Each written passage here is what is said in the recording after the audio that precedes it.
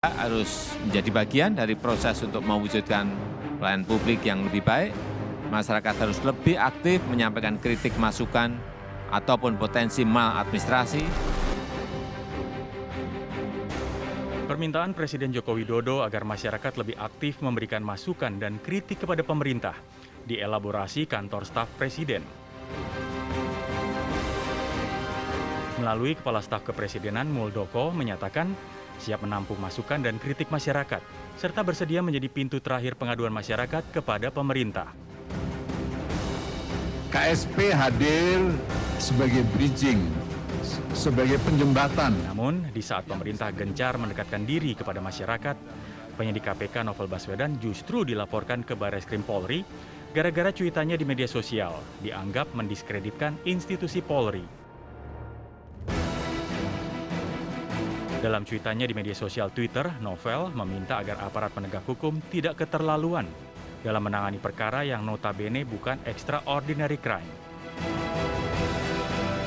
Cuitan tersebut terkait dengan meninggalnya Ustadz Maher At-Tuwailibi atau Sony Eranata di rumah tahanan Barreskrim pada Senin 8 Februari lalu.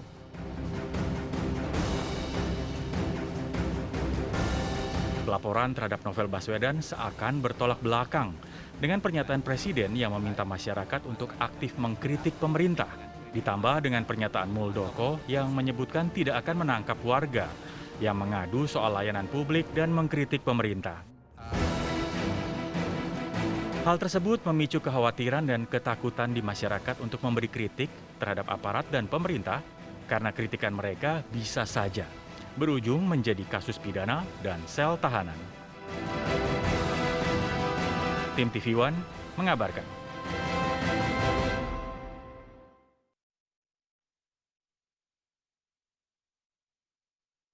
Prinsip tugas pokok Polri adalah sebagai pelayan masyarakat. Seluruh laporan-laporan masyarakat tentunya akan diterima oleh Polri, termasuk juga laporan terhadap saudara Novel Baswedan. Ya, tentunya kita terima, akan kita pelajari, dan tentunya juga akan Polri tindak lanjuti terhadap laporan yang disampaikan oleh warga masyarakat ini. Kemudian masalah... Baik, amankah kritik di media sosial? Nanti yang menjawab akan ketiga narasumber yang sudah bergabung bersama kami. Sudah ada Benny Mamoto, Ketua Pelaksana Harian Kompolnas, kemudian juga ada Zainal Arifin Muchtar, pakar hukum tata negara dari Universitas Gadjah Mada, dan juga Ismail Fahmi, pegiat media sosial. Assalamualaikum, selamat pagi. Selamat pagi Bapak-Bapak, semua sehat selalu. Selamat pagi. Ya, saya ingin ke Mas Zainal Arifin Muchtar deh, Mas Uceng. Ya kan. Mas, ini contoh lah ya tadi ya yang kemudian ditindaklanjuti pernyataannya oleh Karopenmas Humas Polri ya, Brigjen Polisi Rusdi Hartono tadi begitu. Apa sudah cukup berlebihan nggak sih orang berceloteh, tweet di media sosial lalu ujung-ujungnya dilaporkan, Mas Zainal? Iya, saya sederhananya bilang begini dulu. Kenapa kemudian celoteh media sosial itu sangat mungkin ke arah pemidanaan, ya. Karena kalau kita lacak, kalau kita sejarahnya, Undang-Undang ITE itu pasal 27 dan pasal 28 itu adalah upaya menggabungkan puluhan pasal dalam Undang-Undang KUHP itu digabungkan, dimasukkan ke dalam Undang-Undang ITE. Bedanya hanya di dunianya saja. Kalau di Undang-Undang KUHP itu lebih dunia nyata, sedangkan kalau di Undang-Undang ITE dunia maya. Artinya apa? Pasal yang paling sering dipakai itu kan 27 dan 28 ya. Itu pasal yang terbentuk dari kumpulan begitu banyak pasal di dalam KUHP. Satu. Yang kedua adalah metode pembuktiannya jauh lebih mudah di dunia di medsos. Kenapa? Karena untuk membuktikan bahwa itu disebarluaskan mudah sekali kan. Tinggal melihat saja atau kemudian meng-capture atau kemudian melihat bagaimana konteksnya. Nah, artinya yang saya mau bilang begini, kita punya problem besar di tingkat pasal 27 dan 28 itu sendiri. Ya. Kenapa? Karena kemudian itu sangat besar, sangat karet, sehingga apapun tindakan orang itu seakan-akan bisa terpenuhi.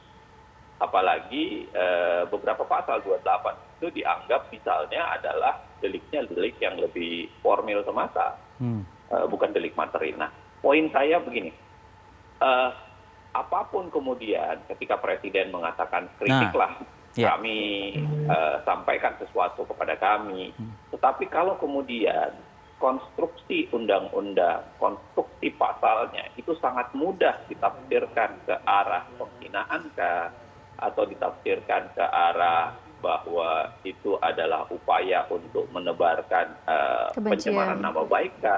Menurut saya itu akan kebencian atau pencemaran nama baik 27-28. Itu akan kemudian membuat orang terhalang dari sebuah proses melakukan kritik. Kan begini ya, kalau kita bicara soal prinsip negara demokrasi, kritik itu adalah sesuatu yang penting tentu saja. Tetapi kritik itu juga harus diberikan ruang, kan? Ruang di mana orang bisa melakukan kritik dengan baik dan dengan taat tanpa ketakutan untuk mendapatkan ancaman. Ketika Presiden dan DPR membentuk undang-undang ya, yang itu ranah atau ruang kritiknya itu terlalu terbuka dan terlalu mudah untuk dikriminalkan, ya menurut saya selamanya orang akan sulit melakukan kritik secara pas dan pasti. Nah, jadi tugas negara menurut saya bukan hanya mengundang orang untuk melakukan kritik, tapi tugas negara juga menciptakan ruang publiknya ya, untuk orang bisa mengkritik, berdiskusi dengan baik dan pas. Ini sama dengan negara misalnya dalam penyusunan sebuah undang-undang, itu tidak cukup dengan mengatakan, ayo kalian memberikan masukan untuk sebuah penyusunan sebuah undang-undang.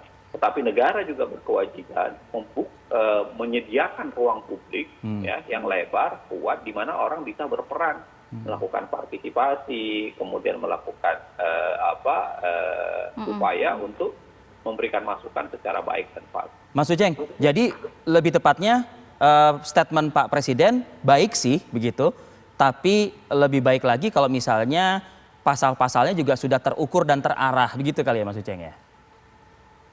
Begini ya, kalau kita bilang Presiden mengatakan itu secara normatif, ya iya kan pasti bagus kan. Karena dia mengatakan bahwa kritiklah kami, dan saya pikir itu udah sekian kali kan diucapkan oleh Presiden Jokowi, dia termasuk. Sehingga saya juga dia pernah bilang bahwa saya kangen dikritik, ya kangen di demo itu. Ya kan itu ucapan yang menurut saya ya fair, bagus. Dan jadi check and balance juga. Tapi ketika mengkritik lalu berujung kepada pelaporan jadinya jebakan. Nah, itu problemnya. Kenapa? Karena dalam sebuah pasal undang-undang itu kan selalu ada dua konteks, ya. Satu konteks peraturannya, isinya. Yang kedua adalah konteks penegakannya. Nah, saya melihat sampai sekarang satu konteks isinya itu terlalu lebar dan terlalu luas dan multitafsir, karena orang bisa ditafsirkan kemana-mana, sangat luas. Dan yang kedua adalah karena faktor penegakannya yang juga terlalu mudah ditegakkan begitu saja. Dan ya akhirnya memakan korban. Seingat saya catatan dari Philnet dan kawan-kawan LBH itu sudah lebih 300-an. 300-an. Dari sisi penegakan hukumnya? 200-an lebih itu 200-an pasal 27 dan 70-an pasal 28. Baik, kita ke Pak Beni. Pak Beni, kalau melihat tadi sudah dijelaskan oleh Mas Uceng, kemudian juga sebenarnya etika mengkritik di media sosial yang tidak bertabrakan dengan pasal-pasal ataupun hukum, ini akan seperti apa seharusnya begitu? Dan apakah sudah ada pengaduan begitu ke Kompolnas terkait hal ini? Ya, sejauh ini selama kami menjabat memang belum kami temukan pelaporan yang berkaitan dengan media sosial, kemudian keterbukaan menyampaikan pendapat dan sebagainya. Dalam hal ini saya ingin sampaikan, ini ada, bayangkan ya, ada pihak yang tiap saat bisa melapor ketika dia mendapati satu konten, satu statement di media sosial, kemudian lapor ke polisi, bebas. siapapun datang lapor. Di sisi lain, masyarakat bebas menyampaikan segala unek-uneknya juga di media sosial. Nah, disinilah polisi harus betul-betul jeli ketika menerima laporan. Mereka harus teliti betul apakah unsurnya terpenuhi setelah dikumpulkan bukti-bukti dan nanti mendengar keterangan ahli. Ini kuncinya nanti di sana. Ketika ahli menyatakan bahwa oh ini bisa, ini masuk di ahli pidana, ahli komunikasi, ahli bahasa dan sebagainya. Nah, jadi tidak semua laporan itu kemudian ditindaklanjuti ke proses penyidikan. Ditampung iya, artinya diterima. Bayangkan kalau polisi ada pengadu datang kemudian dilihat pintas belum didalami langsung ditolak juga akan ada masalah. Nah, dalam konteks kita berkomunikasi di media sosial, dalam konteks mengkritik pemerintah, aparat dan sebagainya, tentunya kritik itu harus konstruktif, kritik itu harus bertanggung jawab, ya dengan tetap mengedepankan dari sisi etika moral, dari sisi pemilihan kata, sehingga tidak bisa nanti justru destruktif, provokatif, dan sebagainya. Nah inilah yang menurut kami perlu edukasi kepada publik. Sebagai catatan, kalau saya berbicara mengkritik orang berhadapan langsung, saya pasti hati-hati sekali untuk memilih kata ataupun ekspresi karena orangnya di depan saya. Jangan-jangan nanti saya dipukul atau saya dilawan. Tapi ketika kita di media sosial, di gawai, kita tidak bertemu langsung orangnya, unek-unek kita bisa keluar, emosi kita bisa keluar, dan wujudnya nanti bisa